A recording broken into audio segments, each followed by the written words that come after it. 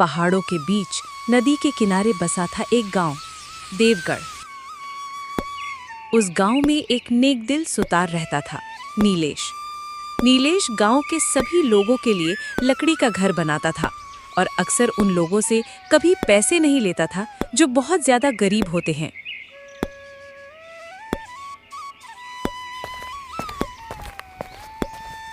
आओ तेजस और ध्रुव, बैठो। जी नीलेश भैया, बैठते हैं। फिर नीलेश भैया कैसे हो? भाभी जी और बच्चे दिख नहीं रहे। नीलिमा आशा मौसी के यहाँ गई हुई है और बच्चे घर के पीछे खेल रहे होंगे। और तुम दोनों कैसे हो? बहुत दिनों बाद आए हो। कहीं शहर में ही रहने का इरादा तो नहीं कर लिया था? ऐसा नहीं है नीलेश भैया, तुम तो हमारे बड़े भाई जैसे हो। हमने तुमको बहुत याद किया। और नीलेश भैया, तुमको तो पता ही है कि गांव में ज़्यादा काम धंधे नहीं है, तो हमने सोचा बरसात के दिन आने तक शहर में ही काम करके थोड़े पैसे कमा ले। तुम दोनों बात तो सही कह रहे हो। लगता है शहर जाकर समझदार बन गए। अरे क्या नीलेश भैया, तुम तो हमारी फिरकी ले रहे हो। हाँ, पर तुम दोनों की बातें सुनकर वाकई मुझे अच्छा लगा। नीलेश भैया, तुमने हमारे घर बनाने के पैसे नहीं मांगे थे, पर अब हमारे पास पैसे हैं, तो हमने सोचा कि कुछ पैसे देते हैं। ये लीजिए पैसे। अरे तुम दोनों कैसी बातें कर रहे हो? मैंने हमेशा तुम दोनों को भाइयों की तरह माना है। अब भाइयों की मदद करने में कैसे पैसे? पर ले लेते तो अच्छा था। ठीक है तेजस, पर जब मुझे जरूरत पड़ेगी तब, अभी नहीं। ठीक है नीलेश भैया, अभी हम चलते हैं। ठीक है, और आना।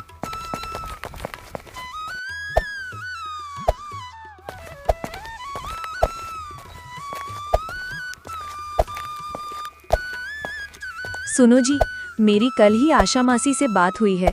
उन्होंने बोला कि मौसम के जानकार लोगों ने बताया है कि इस बार बहुत तेज तूफान और बारिश आने वाली है। तुम भी ना नीलिमा, खामखा चिंता करती हो। देखो, एक बात साफ साफ बता देती हूँ, कहीं ऐसा ना हो कि दूसरों के घर बनाते बनाते कहीं अपने घर की मरम्मत करना ना भूल जाओ। हमारा घर भी तो पुराना हो गया है। अरे मैं कल पक्का अपने घर की मरम्मत कर लूंगा, चिंता मत करो।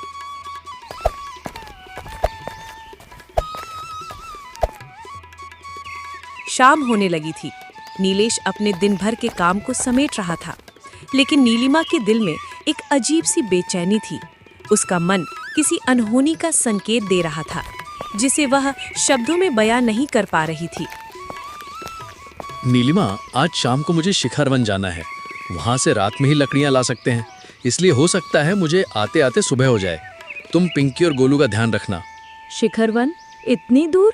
आज तो मौसम भी बिगड़ रहा है नीलेश जी। अगर आपको जरूरी ना हो तो आज मत जाओ, बाद में चले जाना। तुम चिंता मत करो नीलिमा, मुझे आज ही जाना जरूरी है। मैं जल्द वापस लौटूंगा। तुम बच्चों का ध्यान रखना। मन तो नहीं कर रहा है, पर आपका जाना भी जरूरी है, तो आप जाइए, पर अपना ख्याल रखना। ठीक है नीलिमा, अब मैं चलता हूँ।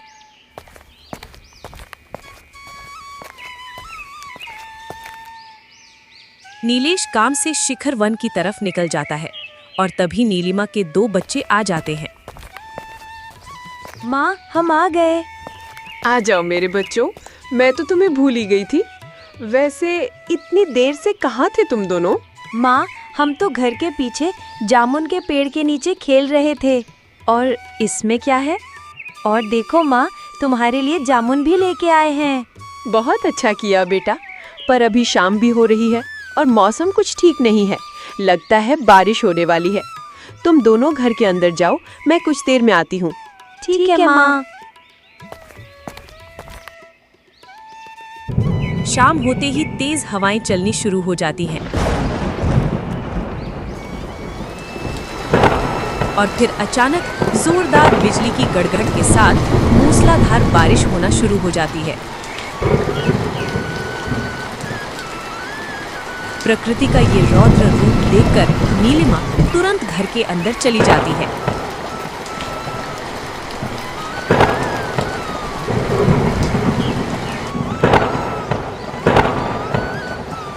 माँ, ये कैसी आवाज थी? क्या वो बिजली थी? हाँ बेटा, वो बिजली थी। डरने की जरूरत नहीं है। जब बारिश होती है तो बिजली ऐसे ही कड़कड़ा कर चमकती है। माँ, मुझे इस आवाज से बहुत डर लगता है। मैं आज रात तुम्हारे साथ ही सोऊंगी। हाँ बेटा, तुम दोनों मेरे साथ ही सोना।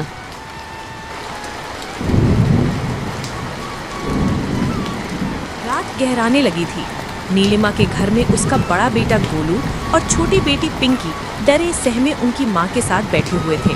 बाहर बारिश की बूंदें जैसे आसमान से तीर बनकर गिर रही थी और बिजली की चमक हर थोड़ी थोड़ी देर में आसमान को चीर सी दे रही थी।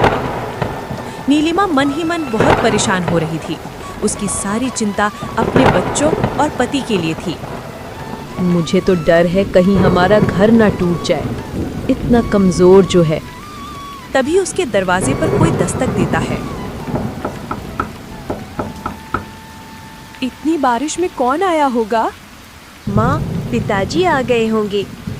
सही कह रहे हो बेटा, वही होंगे। मैं दरवाजा खोलती हूँ।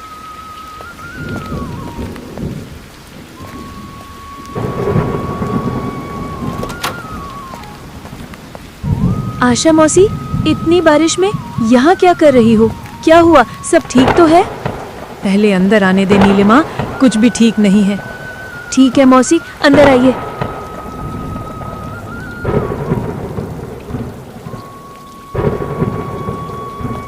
नीलिमा, बारिश इतनी तेज है कि मेरा कमजोर घर ढह गया। आज रात मैं तेरे साथ ही रुकूंगी। क्यों नहीं आशा मौसी, आपने तो मेरी कितनी बार मदद की है। आप निश्चिंत होकर यहीं रुको। मैं भी अकेले बच्चों के साथ डरी हुई थी। आप आई हो तो मुझे भी अब थोड़ा ठीक लग रहा है। नीलिमा, नीलेश कहाँ है? कहीं दिख नहीं रहा। यही तो चिंता है मौसी। नीलेश जी शिखर वन में काम से गए हैं। मुझे डर है कि इस बारिश में भी कैसे होंगे। ऊपर से हमारा घर भी बहुत कमज़ोर है। आपका घर तो फिर भी मजबूत था। जब वो ढह गया तो हमारे इस घर का क्या ही होगा। मुझे बहुत चिंता हो रही है। नीलिमा की चिंता अब और भी बढ़ गई थी। उसके मन में अंधेरे का डर और बाहर के आसमान का कहर दोनों मिलकर दिल को डुबोने से लगे थे। माँ, मुझे डर लग रहा है। हिम्मत रखो बेटा, कुछ नहीं होगा। नीलिमा और आशा मौसी अपनी दुविधा पर बात कर ही रही थी कि तभी नीलिमा के घर की छत का एक बड़ा सा हिस्सा गिर जाता है और बारिश का पानी सीधे अंदर आने लगता है। जिसका डर था वही हुआ मौसी, घर टूट गया। नीलिमा, घबराओ मत, सब ठीक हो जाएगा। अभी तुम बच्चों को संभालो। माँ, मुझे डर लग रहा है। आशा मौसी, यहाँ रुकना ठीक नहीं है। हम सब बाहर चलते हैं। आप गोलू को पकड़ो, मैं पिंकी को लेकर चलती हूँ। चारों बाहर निकल आए और पूरी तरह भीगते हुए घर के पास ही एक पेड़ के नीचे जाकर खड़े हो जाते हैं। बारिश बहुत तेज हो रही थी और ठंड भी बढ़ती जा रही थी। माँ, मुझे बहुत ठंड लग रही है। माँ, मुझे भी बहुत ठंड लग रही है। बच्चों, थोड़ी हिम्मत रखो, सब ठीक हो जाएगा। नीलिमा, बच्चों को ज्यादा देर तक बारिश में रखना ठीक नहीं है। मैं यहीं इनके साथ रुकती हूँ। तू जा किसी से मदद मांग ले बिटिया। सही कहती हूँ मौसी, मैं अभी तेजस भैया के पास जाती हूँ, शायद हमारी मदद हो जाए।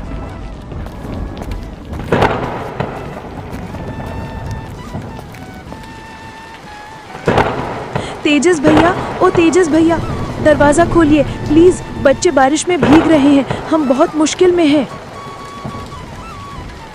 रागिनी, उठो तो, नीलिमा शायद मुसीबत में है। मैं दरवाजा खोलता हूँ। दरवाजे की तरफ देखने की भी जरूरत नहीं है तेजस। हमने कोई धर्मशाला नहीं खोल रखी। ये टिच्चू सा घर है। मैं किसी को अंदर नहीं आने दूंगी। पर रागिनी, नीलिमा और नीलेश ने तो हमेशा हमारी मदद की है। एक घर मुफ्त में बना दिया तो अब हमेशा एहसान जताएंगे क्या? सोने दो मुझे और दरवाजा मत खोलना। पर नीलिमा मुसीबत में है। नीलिमा मुसीबत में है तो हम क्या करें? जब मैंने एक बार कह दिया तो तुम्हें समझ में नहीं आता क्या? चुपचाप सो जाओ और मुझे भी सोने दो। माँ हताश होकर मुड़ती है। उसे समझ आ गया कि यहाँ से कोई मदद नहीं मिलने वाली है। ध्रुव के घर जाती हूँ। वो तो अकेला रहता है तो पक्का मेरी मदद करेगा। नीलिमा की आंखें नम थीं, पर उम्मीद के साथ एक और घर जाती है। ध्रुव भैया, दरवाजा खोलो। बच्चे बारिश में भीग रहे हैं। हम बहुत बड़ी मुसीबत में हैं। ध्रुव दरवाजा नहीं खोलता, बल्कि खिड़की से झांकता है। नीलिमा, मैं समझता हूँ पर ध्रुव, मैं बहुत मुसीबत में हूँ। मेरा घर टूट गया है, बच्चे ठंड से कांप रहे हैं। आशा मौसी भी मेरे साथ है। प्लीज बस एक रात के लिए शरण दे दो। क्या है ना नीलिमा, मेरा घर बहुत छोटा और कमज़ोर है, ज़्यादा लोग यहाँ पर नहीं रह पाएंगे।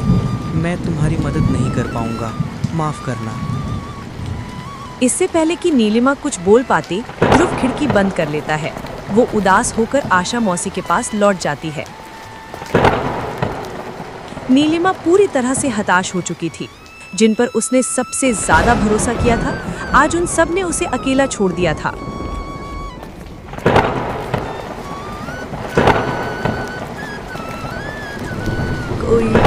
कोई मदद नहीं मिली मौसी, सबने मुंह मोड़ लिया। तेजस, रागिनी, ध्रुव, सबने। मैं जानती थी, पर दिल फिर भी उम्मीद कर बैठता है।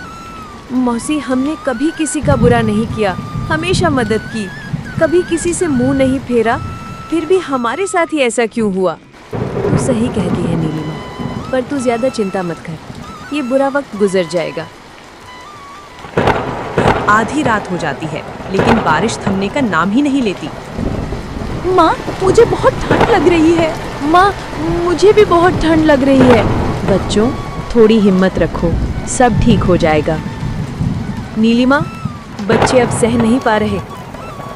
पर मौसी, घर में तो सब कुछ गीला हो गया है और पड़ोसी तो थोड़ी सी भी मदद को तैयार नहीं है। अब ऐसे हालात में क्या करूं मैं? नीलेश को कितनी बार बोला मैंने कि घर की मरम्मत कर लो, पर उसे तो दूसरों के काम करने से फुर्सत ही कहाँ। तो घबरा मत नीलिमा, मैं एक ऐसी जगह जानती हूँ जहाँ पर हमें सहारा ज़रूर मिलेगा। चलो मेरे साथ।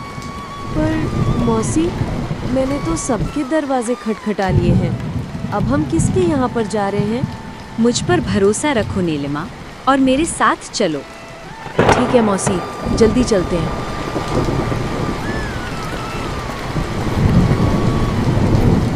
आशा मौसी एक उम्मीद के साथ सबको लेकर जंगल की तरफ जाने लगती है।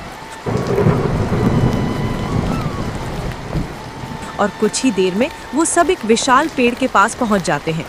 वहां जाकर आशा मौसी उस विशाल पेड़ से कहती है, वनराज, ओ वृक्षों के राजा, अगर अब भी हमारे दुख पर किसी की नज़र है तो कृपया हमारी पुकार सुन लो। हम बहुत बड़ी मुसीबत में हैं, कृपया हमारी मदद करें। कौन इस बारिश में मुझे पुकार रहा है? मैं आशा हूँ वनराज, और मेरे साथ ये नीलिमा है और इसके 2 छोटे बच्चे हैं। इनका और मेरा घर बारिश में टूट गया है और हमारी कोई मदद भी नहीं कर रहा। क्या आप हमें कुछ समय के लिए शरण देंगे वनराज?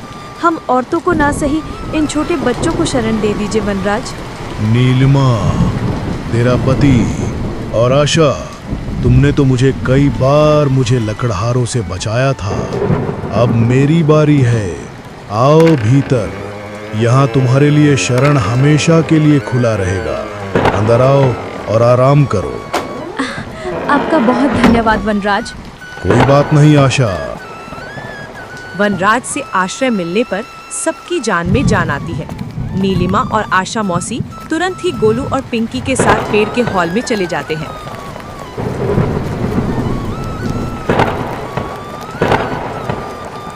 वहाँ बहुत सारे फल भी रखे हुए थे, जिन्हें देखकर बच्चों के चेहरे पर मुस्कान लौट आती है।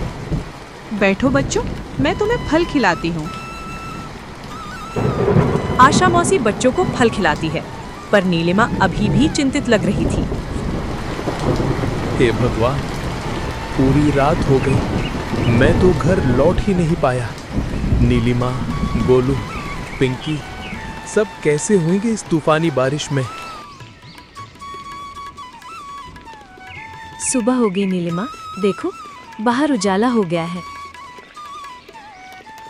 हाँ मौसी, और देखो बच्चे भी ठीक लग रहे हैं। मौसी, मुझे नीलेश जी की बहुत चिंता हो रही है। पता नहीं वो ऐसी हालात में कैसे होंगे। चिंता मत करो नीलिमा, नीलेश ठीक ही होगा। काश ऐसा ही हो, पर मौसी उन्हें ढूंढने के लिए मुझे जाना चाहिए। आप बच्चों का ध्यान रखना, मैं नीलेश को ढूंढने के लिए जाती हूँ।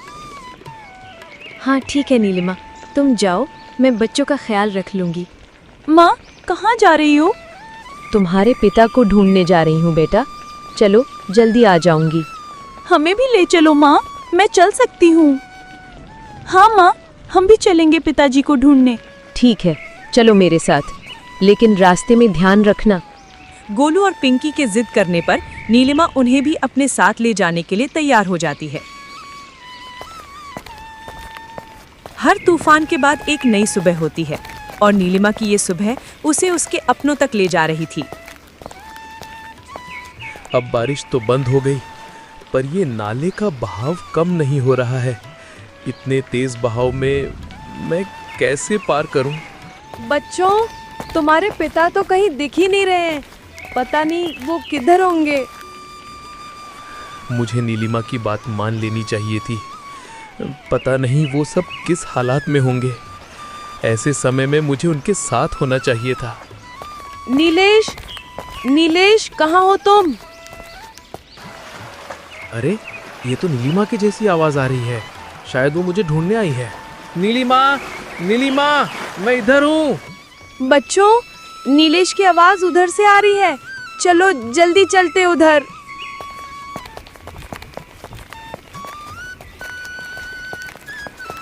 अरे, नीलिमा तो बच्चों को भी साथ लेकर आई, पर शुक्र है कि सब ठीक है।